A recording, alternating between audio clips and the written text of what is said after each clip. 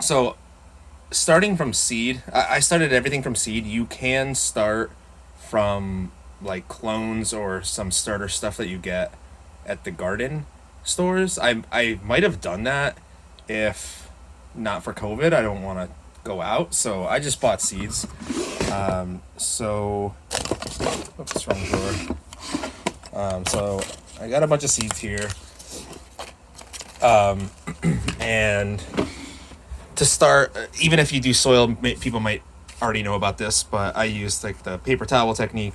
What you do is you dampen this with water. You put your seeds in here, just space them out, close it up, and then put it in a plastic bag, and that creates a greenhouse effect. Once they start to get a little bigger, then you can transplant them. And so you don't have to do that, but that's just some people do that. These are rock wool cubes. So these are the idea here is this is like sort of like soil in the sense that it will hold it and put it in place where it needs some kind of structure. And so these are it's kind of crazy. These are weird. They're they're created by spinning a combination of basalt and chalk to create a mixture that like resembles cotton candy. It's pretty crazy. They're very delicate, so you gotta be careful with them.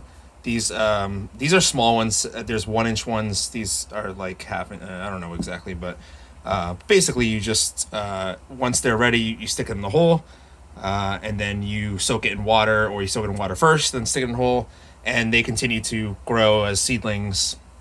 Eventually, they'll pop out. The roots will start popping out the bottom. So here's I don't have a great example. Let me try to find a good example. So here's one. This is so you can kind of see if I get it here. You can kind of see the roots starting to come out. So now once they're a little bit bigger, they're ready to go into their final place to start growing. And then so I use these net pots, and this is what's very common in hydroponics. And the idea is you stick the cubes in here, and you can use other stuff, not just rock wool. There's other types of medium, but this is pretty common. And so you stick them in these net pots. The roots can grow out through these holes, and they'll reach the water. There's all kinds of different sizes. I just stuck to 2 different sizes for now to keep things simple: small ones and big ones. The bigger plants, the bigger root systems, I'm going to use these. Things like lettuce don't really need a huge one, so I'm using those for this. And so once you stick it in there, then it needs to have some water. Like once the roots are starting to come out, you want them to get water, obviously. So here's one example of one that's already going pretty well. And so I have all different kinds of things here that I'm starting them in. This is called the crack key method. So the crack key method is super hands off and really cool. The benefits are it's super easy. The downsides are it doesn't grow as fast or as big as it could grow. But since I'm just fooling around, I don't really care. And so with the crack key method, the idea is the roots need water, obviously, but they also need oxygen. And so you need to have a little space here between where the roots touch into the water and the roots not underwater get oxygen. So as the roots continue to grow, as the plant grows, it keeps sucking up more water. The water keeps going down, down, down, and more of the roots are exposed to the air, and that gets them oxygen. So there's other methods where you actually, like I have over here, where I have the air pump. I'm going to be using a submersible pump to be doing a drip method, and that's going to basically, the idea is it gets more oxygen to the plants.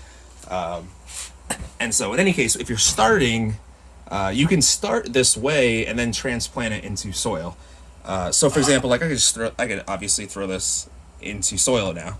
And so you can start inside growing until you get like a nice strong seedling like this, and then you can throw in soil. These are called clay pebbles. You don't necessarily need these, especially if you're just trying to do a starter to then transplant into soil if you want to grow inside. So for example, it was too cold outside for me to grow the plants, so I have some outside, I have some inside with my lights, but it would have been way too cold to put these outside. So So I started them inside. But the ones that I'm going to continue to grow here have these clay pebbles, and these clay pebbles do a couple different things. So for one thing, they create structural integrity, so that especially if it's windy outside, they don't get knocked around as much. But also it blocks out the light. You want to keep light away from these things. I'm doing this totally wrong. I don't care. But if you have this open like this, it encourages algae growth. And algae is not necessarily bad for the plants, but it'll take advantage of the nutrients, and then the plants kind of lose that. So in these cases, what I'm just doing is I'm just replacing the water more often, and then they get new fresh water, new oxygen, new nutrients. So that's about it of what I was trying to accomplish with this. If I missed anything, put something in the comments. If anyone wants me to post any more stuff like this, I'm totally happy to. I mainly created this account for me to keep track of the plants. That's really it. But if anyone wants to learn from it, totally happy to share what I'm learning, even though, again, I know no idea what I'm doing, and I'm just learning as I go. So I'll see you all later.